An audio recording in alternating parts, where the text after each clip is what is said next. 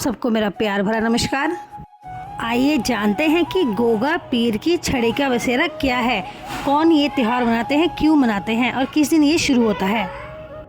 गोगा नवमी के दिन छड़ी का बसेरा शुरू होता है। 2025 में गोगा नवमी 17 अगस्त को थी, इसलिए छड़ी का बसेरा 17 अगस्त से ही शुरू होता है। यह भाद्रपद मास के कृष्ण पक्ष की नवमी तिथि को मनाई जाती है। 2025 में यह पर्व 17 अगस्त को मनाया जाएगा। यह समय गोगा जी की पूजा और उनके अनुयायियों द्वारा छड़ी को स्थापित करने का होता है। जब वे छड़ी की पूजा करते हैं और उसे नगर में घुमाते हैं, छड़ी को नगर में घुमाने से रोगों और बाधाओं का निवारण होता है और इसे गोगा जी के भक्तों द्वारा पूजनीय माना जाता है। खासकर छड़ी को नरसिंह कुंड में स्नान कराकर गोगा मेरी की समाधि से छू आने के बाद। आइए जानते हैं कि गोगा नवमी का क्या महत्व है। गोगा नवमी वह दिन है जब गोगा जी की पूजा की जाती है और सांपों के देवता और लोक देवता के रूप में पूजे जाते हैं। आस्था और परंपरा होता है, इस दिन अनुयायी गोगा जी की छड़ी, जिसे पाटा भी कहते हैं, स्थापित करते हैं। उसके प्रति उनकी आस्था का प्रतीक है। कई लोग सर्पदंश से मुक्ति के लिए भी गोगा जी की पूजा करते हैं। इस दिन उनकी छड़ी को घर में स्थापित किया जाता है। सांपों से संबंध इसका यह है कि गोगा जी को सांपों से जोड़ा जाता है। एक कथा के अनुसार गोगा जी के हाथ में जो नेजा छड़ी थी वह सहारनपुर में कवली नामक व्यक्ति को दी गई थी, जो बाद में गोगा महाड़ी का रूप बनी और तब से छड़ी की पूजा परंपरा शुरू हुई।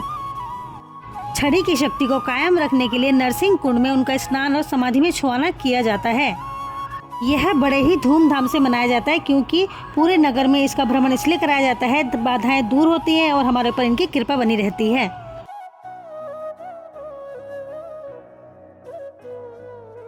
दशमी तिथि में इन शहर भर की सभी छड़ियों की रेस होती है।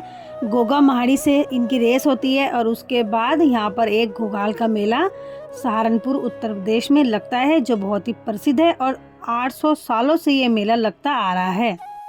आइए मैं आपको बताती हूँ कि गोगा पीर किसका अवतार है। इनकी कहानी में थोड़ी संक्षेप में आपको बताऊंगी। गोगा जी को नागों के देवता या जहावीर के रूप में भी जाना जाता है। वह राजस्थान के एक प्रसिद्ध लोक देवता हैं और हिंदू और मुस्लिम दोनों समुदाय में पूजे जाते हैं। गोगा जी को नागों के देवता के रूप में पूजा जाता है। उनकी पूजा करने से सांप के डसने का डर नहीं रहता और भक्त सर्पदंश से सुरक्षित रहते हैं। आइए जानते हैं गोगा जी के जन्म की कथा। गोगा जी की मां बछला देवी को कोई संतान नहीं थी। एक दिन गुरु गोरखनाथ ने गोगा मणि में तपस्या की। बछला देवी ने गोरखनाथ से संतान प्राप्ति का वरदान मांगा। गुरु गोरखनाथ ने उन्हें एक औषधीय फल दिया, जिसके बाद उन्हें पुत्र हुआ। इस पुत्र का नाम गोगा रखा और वह गोरखनाथ के प्रिय शिष्य बन गए। तभी से आज तक यह परंपरा चली आ रही है और इनका आशीर्वाद प्राप्त करने के लिए सब भक्त लोग अपने घर में या मंदिर में इनके दर्शन